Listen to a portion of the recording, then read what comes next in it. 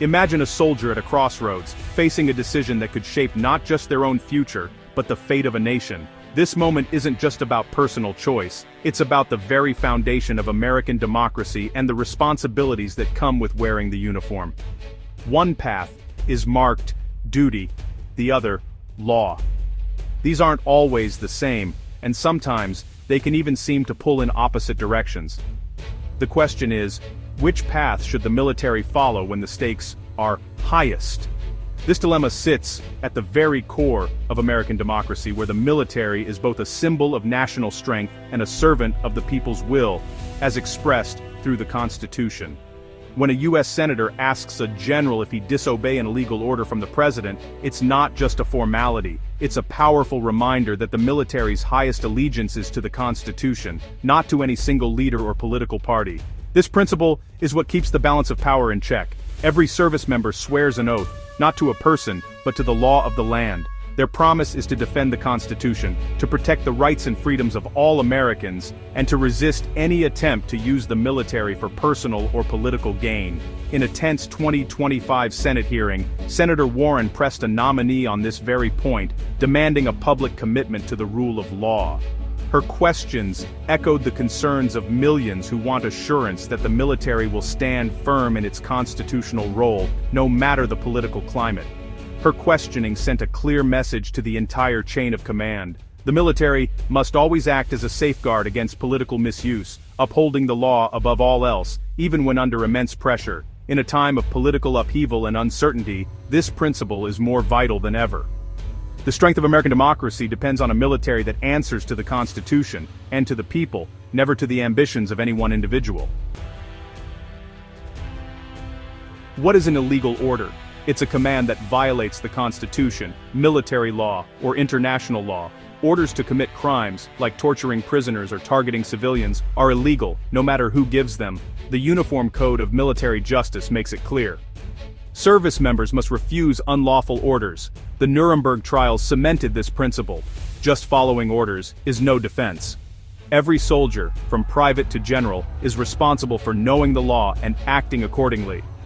Refusing an illegal order is an act of loyalty to the nation's values, not rebellion. This is the final check against the abuse of power. Lawful orders are the backbone of military operations. Secure a hill, enforce a curfew, repair a vehicle. Illegal orders cross clear lines, executing prisoners, targeting civilians, or using the military to interfere in elections. Some situations are murkier, requiring leaders to weigh legality and ethics, especially when civilian lives are at risk. That's why training on the laws of war is constant. Leaders at every level are expected to question and, if necessary, refuse unlawful commands. The highest generals must be the ultimate safeguard, advising the president and refusing illegal orders. This system keeps military power within legal boundaries. Senator Warren's concerns about the chain of command are rooted in recent history, particularly in the actions of President Trump. During his time in office, Trump repeatedly tested the boundaries of executive power, often pushing the limits of what was considered acceptable presidential behavior. He was accused of politicizing the military, blurring the lines between civilian leadership and military authority, and undermining the traditional separation that has long protected American democracy. One of the most troubling patterns Warren observed was the firing of officials who were perceived as disloyal or unwilling to carry out questionable directives. These dismissals sent a chilling message throughout the government, suggesting that loyalty to the president could be valued above loyalty to the Constitution or the rule of law. By 2025, these actions had raised serious alarms among lawmakers and the public alike about the erosion of civil-military norms. Warren saw a dangerous pattern emerging, one where the president's disregard for established legal and ethical standards in civilian agencies could spill over into the military sphere. If the president is willing to ignore or override legal norms in civilian government, Warren worried, what would stop him from pressuring the military to do the same? The chain of command, she believed, must be protected from political interference at all costs. The possibility that a president could attempt to use the military for personal or political gain was not just theoretical, it was a real and present concern. For Warren, her oversight during confirmation hearings was about much more than vetting a single nominee. It was about defending the core principle that the military must remain loyal to the law and the Constitution, not to any individual or political party. She pressed nominees to affirm their commitment to lawful orders, emphasizing that the military's true duty is to uphold the Constitution, not to serve the whims of a president. The stakes, in her view, could not be higher. The integrity of the chain of command is what keeps the military professional, apolitical, and accountable to the people, not to politics. The fear that haunted Warren and many others was clear: that a future president might one day issue a blatantly illegal order, such as refusing to accept the results of a democratic election, or even deploying troops against political opponents or peaceful protesters, threatening the very foundation of American democracy. Warren's tough questioning in these hearings served as a public safeguard, a reminder that oversight is essential to prevent abuses of power. In the end, her message was simple but powerful. In America, no one, not even the president, is above the law, and the military's loyalty must always be to the Constitution. The Senate hearing reached its dramatic climax when Senator Warren, her voice steady but firm, asked the general a question that echoed through the chamber. Would he refuse an illegal order from the president? The room fell silent, the weight of the moment clear to everyone present.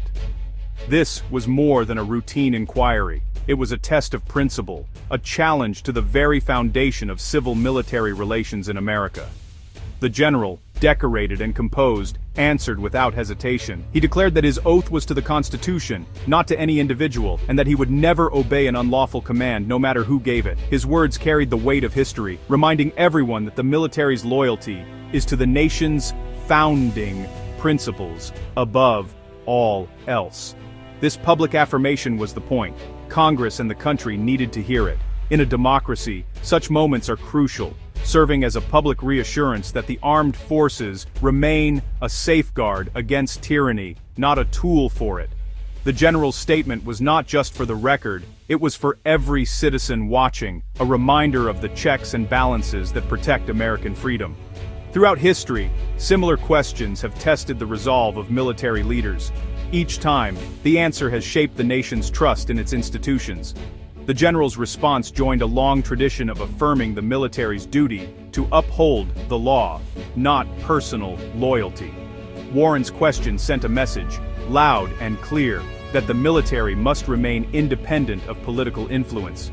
It was a signal to both the public and the government that the armed forces are not a political instrument, but a guardian of the nation's democratic values. The exchange quickly sparked a national debate about the military's role in democracy. News outlets, commentators, and citizens across the country weighed in, discussing the importance of military independence and the dangers of politicizing the armed forces. Some dismissed the moment as political theater, but for many, it was a vital reminder. The armed forces serve the nation and its laws, not any one leader. This principle is the bedrock of American democracy, ensuring that no individual, not even the president, is above the law. In these polarized times, such clarity is essential. The general's words, spoken under oath and in the public eye, reinforced a fundamental truth. The strength of American democracy depends on the unwavering commitment of its institutions to the rule of law. Public trust in the military is essential for democracy. This trust is built on the belief that the armed forces are apolitical and loyal to the Constitution. Service members must trust their leaders to issue only lawful orders. When generals publicly reaffirm this commitment, it strengthens the entire chain of command. Public hearings like Warren's are a crucial audit of this trust, bringing accountability into the open. They remind us that checks and balances are a living practice, not just theory. The military's power is always subordinate to the law, a promise that keeps the republic safe.